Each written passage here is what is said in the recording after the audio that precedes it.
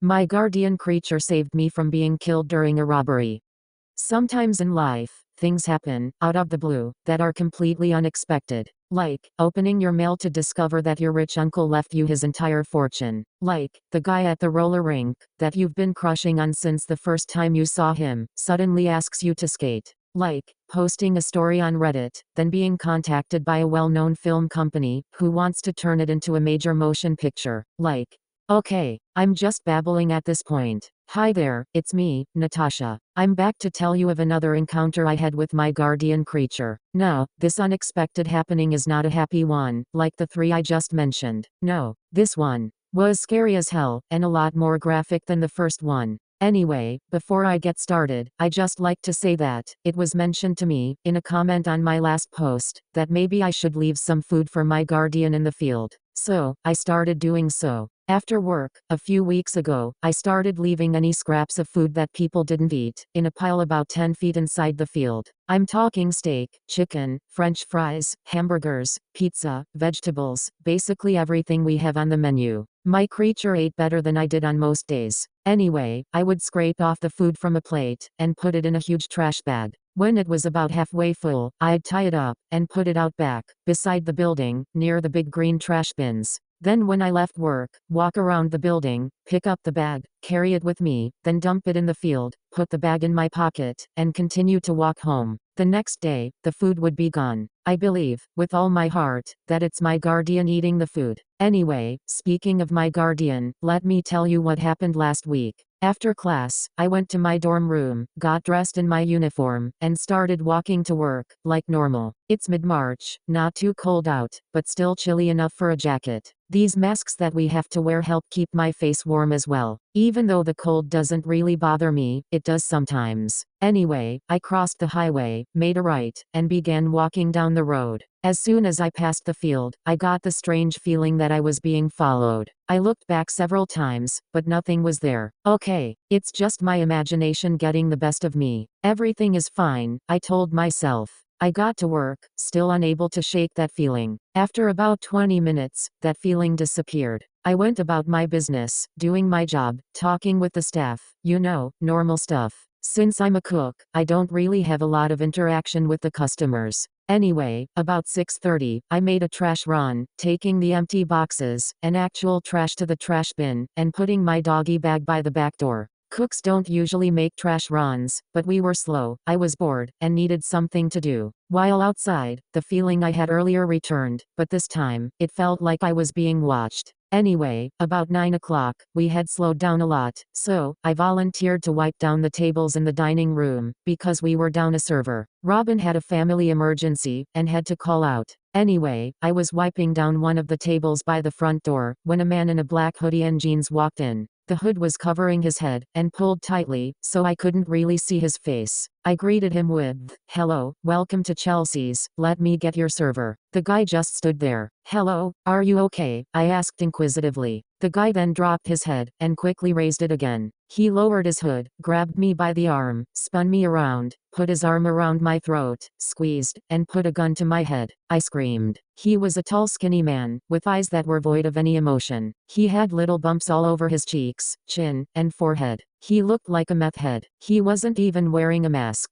"Shut up or you're dead," he yelled in my ear. Other staff members turned and screamed as well, as the entire kitchen staff, and Dave came running out of the kitchen area. The guy then backed up to the door, still holding me, and yelled, "Lock the door. Do it, now." I reached my hand behind me, feeling for the lock. "Hurry up," he yelled. I began to cry, fearing for my life. I finally found the lock, and locked the door. The guy then walked forward and pushed me hard into Dave, waving the gun furiously at everyone. "Get down on the ground, don't move, and don't say a word," he yelled. We all did as we were told. Tilting my head to the right, I could see everything that was happening in the large mirror on the wall. As I said, everyone got down, well, except for Jack. He's a former Marine, and one seriously badass dude. He could probably end your life with just his pinky finger. He's really a nice guy though, but I wouldn't want to piss him off. Anyway, I said, "Get down." The guy screamed at Jack, stopped waving the gun, pointed it straight ahead, stepped to Jack,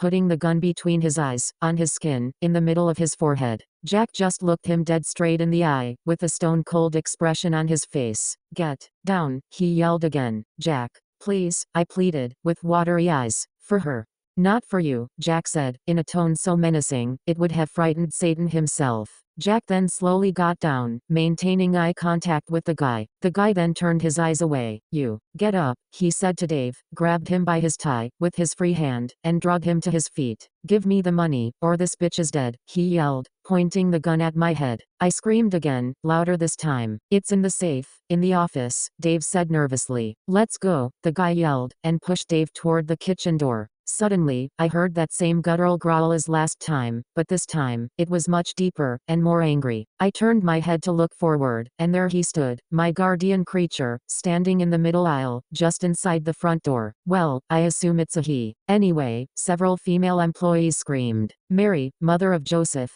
I heard Jack say. I just smiled. I turned my head to look in the mirror once again to see the guy turn around, leaving Dave standing there. "What the hell," he said, as he raised the gun, and began to walk toward the creature, stepping over us as he did. I turned my head just in time to see my guardian rear back on its hind legs once again, its head almost hitting the ceiling. It then spread its bat-like wings, knocking over several tables and chairs, as well as a few paintings off the wall. The guy then fired 6 shots directly at the underbelly of the creature. "If you noticed," I said not into. Anyway, the bullets seemed to bounce right off him, and fell to the floor. The creature then let out another ear-piercing shriek, as its wings moved forward, grabbing the guy, who dropped the gun. The wings then forced him into the chest area of the creature. The guy began screaming in complete agony, as the wings crushed his body against it. You could hear his bones breaking, as they did. Anyway, the guy's head was protruding from the top of the wings, hanging to the side, and motionless. I knew he was dead. Jack quickly got up, and grabbed the gun. The creature's head then turned in Jack's direction. I stumbled to my feet, and screamed, "No," at the creature, who then turned its head away from Jack, and back on the guy. What happened next seemed like something out of a bad horror movie. The creature opened both its mouths, shrieked again, waving its head from side to side, then brought its mouth down fast right over the guy's head, and ripped it completely off, and was chewing on it like a meatball. Blood gushing everywhere. More screams from the staff, as Dave vomited right next to me. Jack muttered out, excitedly, "Cool. I told you he was badass. Now, you can call me sick, if you want to," but I just smiled. The creature finished chewing the guy's head, and swallowed it. It then released his body from its wings, and dropped back down on all four. The body fell to the ground, in a twisted heap of flesh and blood. And then, the creature ate that too, his entire body. It then looked at me, let out a low moaning sound, and disappeared. At that point, the male employees stood up, and helped the female employees up, who were all shaking and crying, except me. "What was that thing?" Dave asked. "I don't know," I answered. "Well, everyone gather around," Dave instructed. We all did. "Now, I don't know what we just saw, but I think it's best if we keep this to ourselves, and not mention it to anyone. Does everyone agree?" Dave asked. The 6 of us shook our heads in agreement. "Now, let's get this place cleaned up," he instructed. Jack then handed Dave the gun, who put it in the waistband of his pants, behind his back.